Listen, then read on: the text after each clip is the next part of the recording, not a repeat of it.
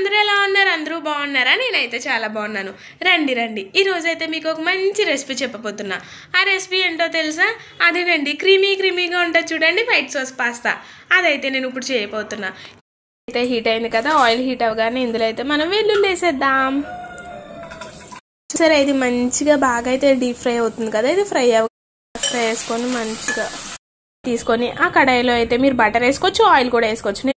Oil బాగా heat అవుతుంది కదా, ఈ ఆయిల్ బాగా హీట్ అయినప్పుడు ఇప్పుడు మనం మైదా వేసుకోవాలి. మైదా వేసుకొని బాగా అయితే మిక్స్ చేసుకుందాం.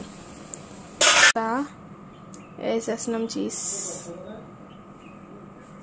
బాగా చీజీగా ఉండాలి కాబట్టి ఒక 3 స్లైసెస్ వేస్తే సరిపోద్ది, ఎక్కువ కూడా అవసరం లేదు. ఇందాక చేసిన పాస్తా మొత్తం అయితే ఇందులో వేస్తాం. దీన్ని అయితే బాగా మిక్స్ చేసుకోండి. టేస్ట్ అయితే చాలా బాగుంది.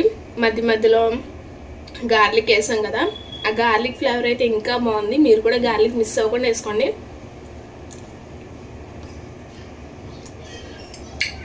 నిజంగా